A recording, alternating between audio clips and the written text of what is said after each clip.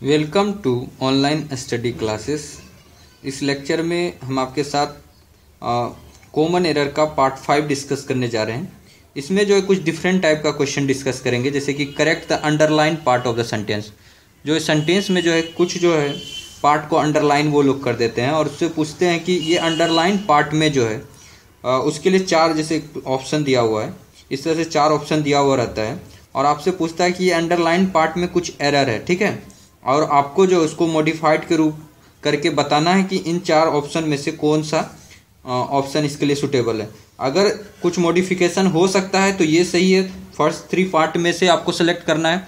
अगर आपको लगता है कि नहीं ये एकदम ये जो सेंटेंस दिया हुआ अंडरलाइंड वाला ये एकदम सही है, तब आप जो है नो इम्प्रूवमेंट पे क्लिक कर सकते हैं, ठीक है, नो इम्प्रूवमेंट को टिक कर सकते हैं, ठीक है। देखिए कुछ बच्चों का एग्जामिनेशन है 30 अप्रैल को, ये काफ़ी इंपॉर्टेंट है। देखिए आप लोग इतना दिन से तैयारी किए हैं, अल्टीमेट जो है फाइनल रिजल्ट जब आएगा तो वो आपका एग्जामिनेशन ही सबसे ज़्यादा इम्पॉर्टेंट पार्ट है पूरे प्रिपरेशन का, क्योंकि इसका मतलब फाइनल बेनिफिट तो उसी से आएगा ना, एग्जामिनेशन देने के बाद ही आएगा। तो जिन लोगों का 30 अप्रैल को एग्जामिनेशन है वो लोग देखिए पेपर 1 जो है आपको, पेपर 1 जो रहेगा आपका, इसमें 4 पार्ट है, आपको बताए भी थे, जीके और जीएस, इन दोनों से मिलाकर जो है आपको 50 क्वेश्चन रहेगा, ठीक है, और हर एक क्वेश्चन 1-1 मार्क्स का रहेगा, तो टोटल कितना हो गया 50 मार्क्स। दूसरा जो है इंग्लिश है, इंग्लिश से जो है आपका 50 क्वेश्चन रहेगा और 50 मार्क्स का रहेगा। तो देखिए जो जिस बच्चों का इंग्लिश थोड़ा कमज़ोर है वो लोग जो है इंग्लिश का सारे वीडियोज को देखिए। देखिए इंग्लिश हमने बेसिक से पूरा पढ़ाया है, जिसमें कि आर्टिकल है, नाउन एंड केसेस है, नाउन एंड नंबर्स है, टाइम एंड टेंसेस है, ठीक है, और कंजक्शन के बारे में बताया आपको, सब्जेक्ट वर्ब एग्रीमेंट का लेक्चर है अवेलेबल, प्रोनाउन का है, एडजेक्टिव का है, वर्ब का है। तो आप लोग उन सारे लेक्चर्स को देखिए, आपको इंग्लिश आने लगेगा, आपसे इंग्लिश बनने लगेंगे। और कॉमन एरर का भी जो प्रॉब्लम जो प्रीवियस ईयर में पूछा गया है एसएससी एमटीएस में, उसको भी डिस्कस किए हैं, और कुछ इंपॉर्टेंट जो एक्सपेक्टेड क्वेश्चन हो सकते हैं कॉमन एरर के, उन सारे क्वेश्चन को भी हम डिस्कस कर रहे हैं चैनल पर। तो ओवरऑल इंग्लिश का अगर उन सारे लेक्चर्स को देखते हैं तो आपको 50 क्वेश्चन में कम से कम 40 क्वेश्चन तो आप जरूर सॉल्व कर दीजिएगा। इसलिए ओवरऑल जो है आप लोग देखिए सारे लेक्चर्स को आप लोग जितना जल्दी रिवाइज कर सकते हैं। बाकी देखिए तीसरा जो है रीजनिंग है, रीजनिंग से जो है आपका 25 क्वेश्चन आने वाला है और 25 मार्क्स का रहेगा। और मैथ्स है, मैथ्स में जो है आपको 25 क्वेश्चन रहेगा और 25 मार्क्स का रहेगा।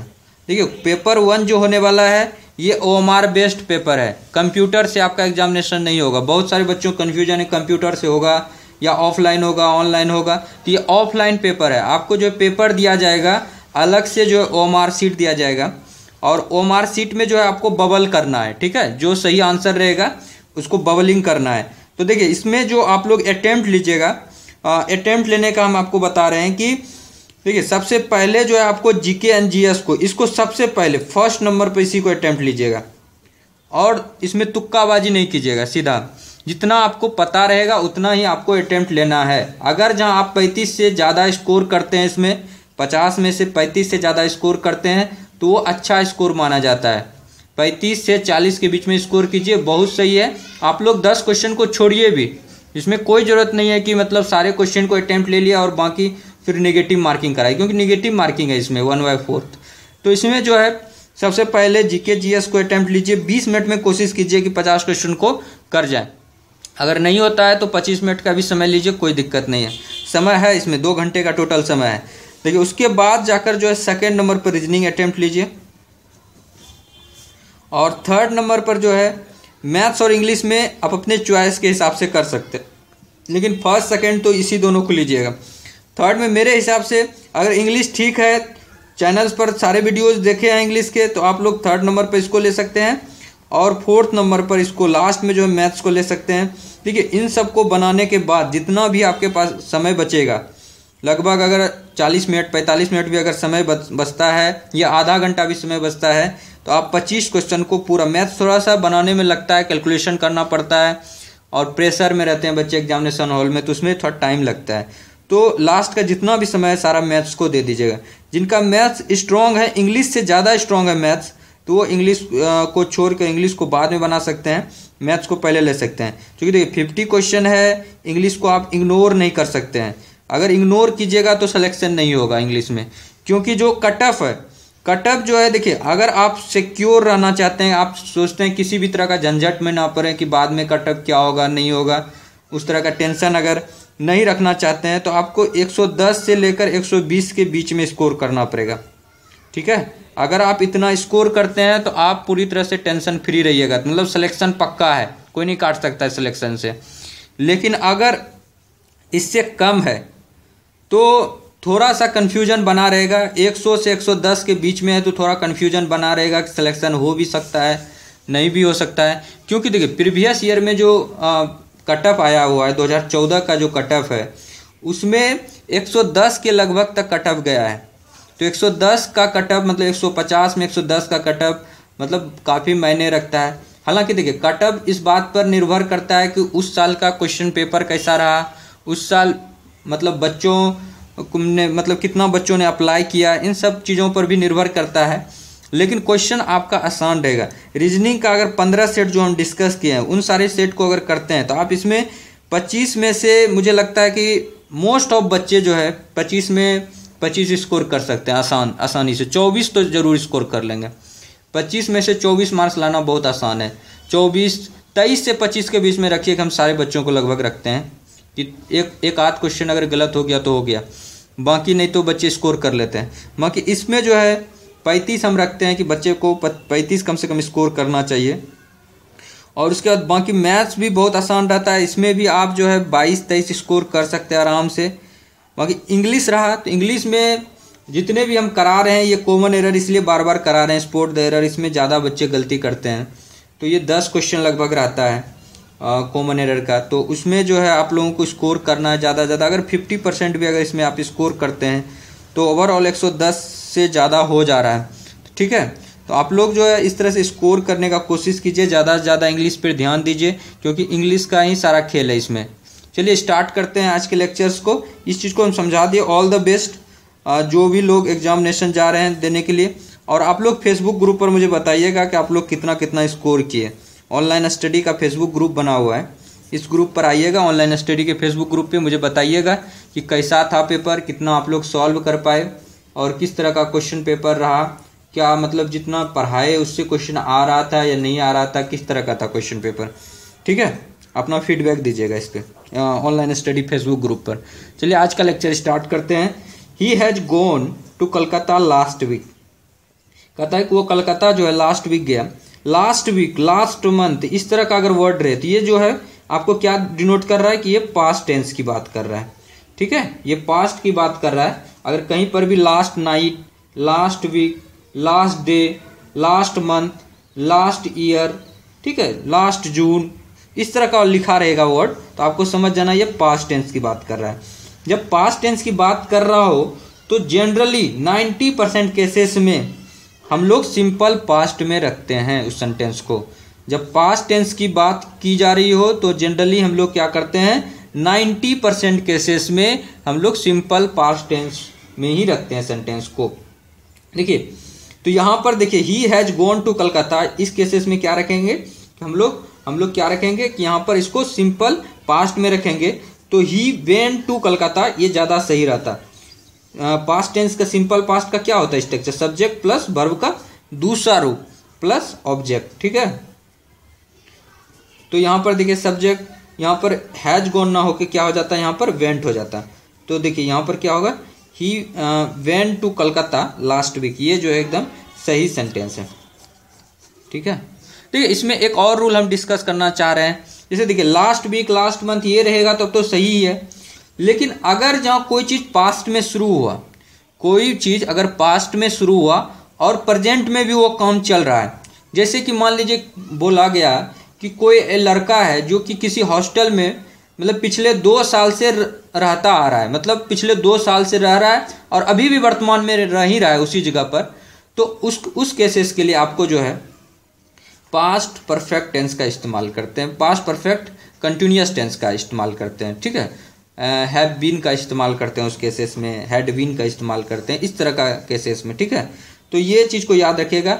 लेकिन लास्ट वीक लास्ट मंथ इस तरह का रहे तो आपको जो है क्या करना है कि सब्जेक्ट प्लस वर्ब का तुलना सिंपल पास्ट में रखना है, ठीक है, जनरली। चलिए नेक्स्ट चलते हैं second. If he would receive my letter in time he would be able to change his plan.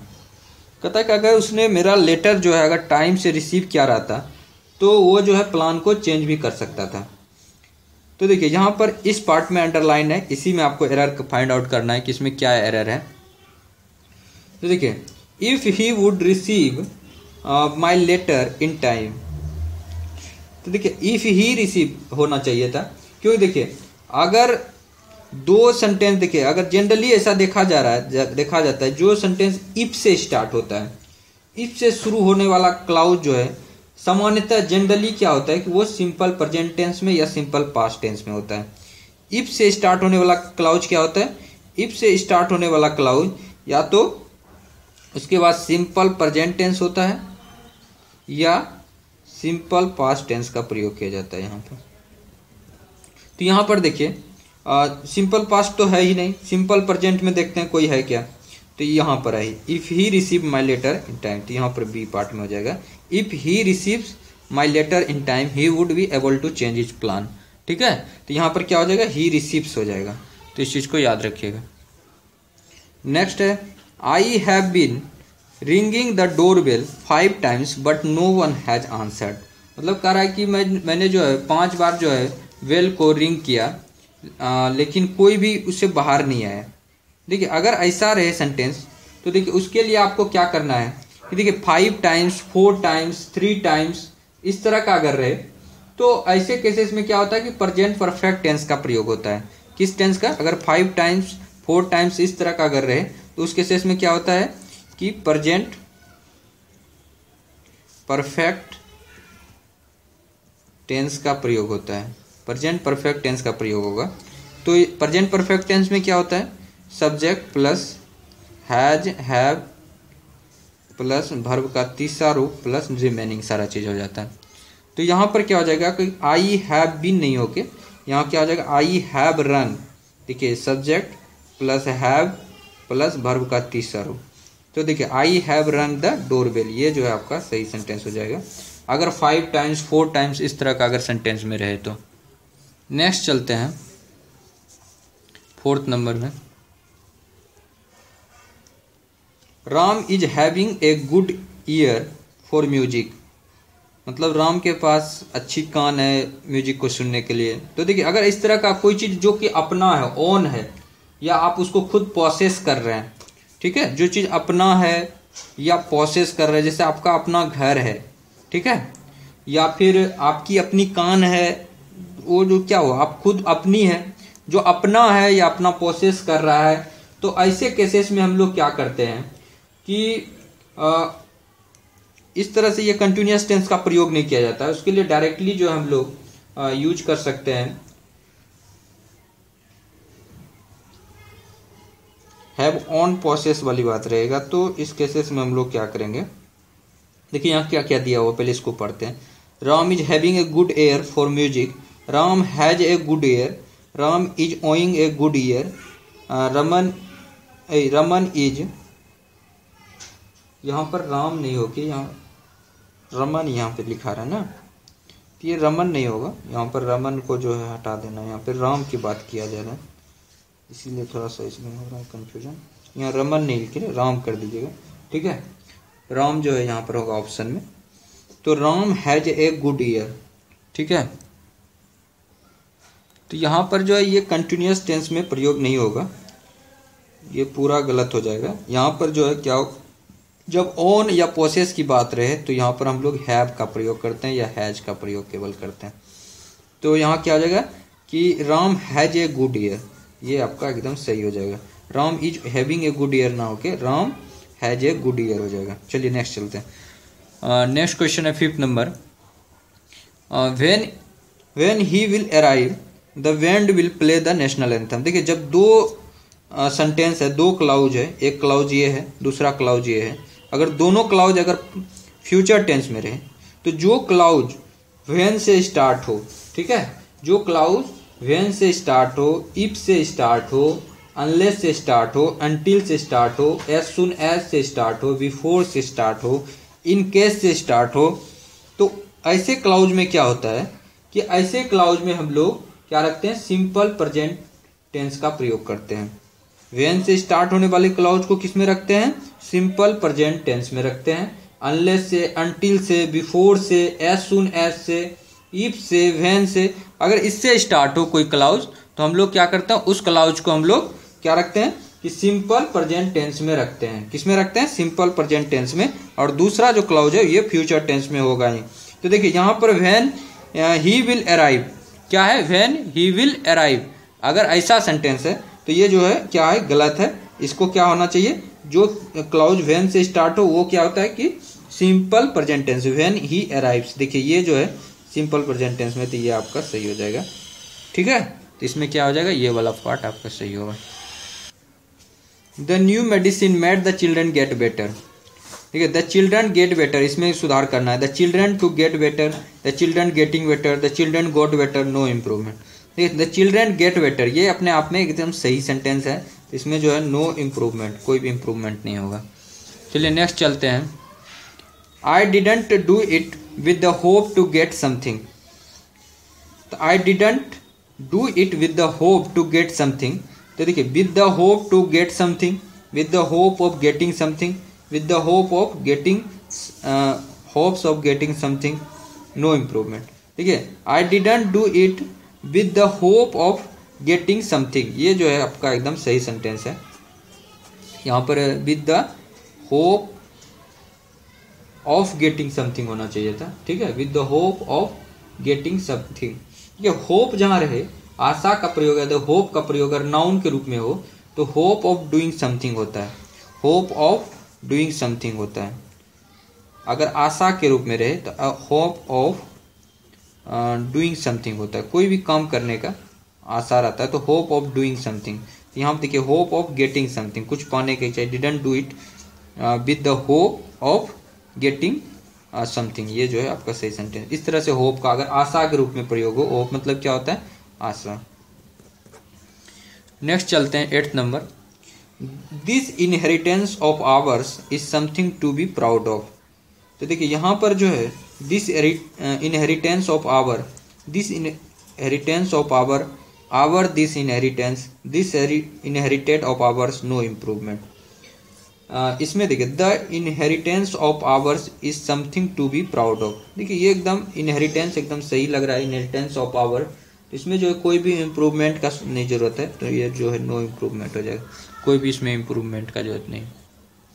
Next चलते हैं। The cell usually comprises of two distinct form of protoplasm.